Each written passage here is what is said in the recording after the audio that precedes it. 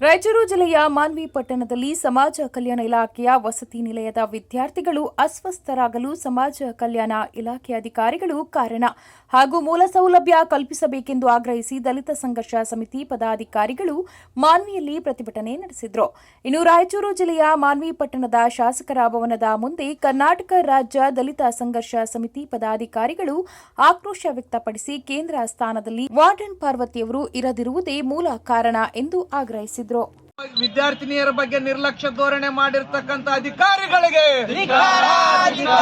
ಬಾಲಕಿಯರ ವಸತಿ ನಿಲಯದಲ್ಲಿ 31 ವಿದ್ಯಾರ್ಥಿನಿಯರು ಅಸ್ವಸ್ಥಗೊಂಡು ಆಸ್ಪತ್ರೆಗೆ ದಾಖಲೆ ಆಗಲಿಕ್ಕೆ ಕಾರಣರಾಗಿರ್ತಕ್ಕಂಥ ಅಧಿಕಾರಿಗಳಿಗೆ ನಿಲಯದ ಮೇಲ್ವಿಚಾರಕ್ಕೆ ಆಗಿರ್ತಕ್ಕಂಥ ಪಾರ್ವತಿಯವರನ್ನು ಸೇವೆಯಿಂದ ಅಮಾನತು ಮಾಡಲೇಬೇಕು.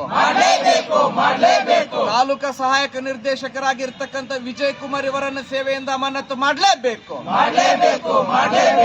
ಕಳೆದ 10 ದಿನಗಳಾದರೂ ಕೂಡ ಇಲ್ಲಿವರೆಗೆ ಕ್ರಮ ಕೈಗೊಳ್ಳದೆ ಇರತಕ್ಕಂತ ಉಪನಿರ್ದೇಶಕರ ನಿರ್ಲಕ್ಷ್ಯ ಧೋರಣೆಯಿಂದ ಅವರನ್ನು ಸೇವೆಯಿಂದ ಅಮಾನತು ಮಾಡಲೇಬೇಕು.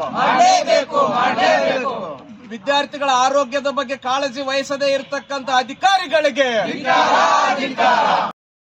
ಬಸವರಾಮರವಲ್ಲಿ ಅವರು ಈ ಒಂದು ಘಟನೆಯನ್ನು ಅಂದರೆ ಫಾತಿಮಾ ನಗರದಲ್ಲಿರ್ತಕ್ಕಂಥ ವಸತಿ ನಿಲಯದಲ್ಲಿ ಏನಾಗಿರತಕ್ಕಂಥ ಅನಾಹುತ, ಮಕ್ಕಳಿಗೆ ಏನು ತೊಂದರೆ ಆಗಿದೆ, ಏನು ವಿಷಪೂರಿತ ಆಹಾರದ ಸೇವೆಯಿಂದ ಇಲ್ಲಿ ಆಗಿರ್ತಕ್ಕಂಥ ಈ ಮೇಲ್ಜವಾಬ್ದಾರಿಯನ್ನು ವಹಿಸಿರ್ತಕ್ಕಂಥ ಮಾನ್ಯ ಮೇಲ್ವಿಚಾರಕರು ಕೂಡಲೇ ಅವ್ರನ್ನ ಅಮಾನತು ಮಾಡಬೇಕು. ಇಲ್ಲಿ ತಕ್ಷಣ ಕಾಣಿಸ್ತದ ಅವರು ನಿರ್ಲಕ್ಷ್ಯ ವಹಿಸಿದ್ದಾರನ್ನ ಬಗ್ಗೆ.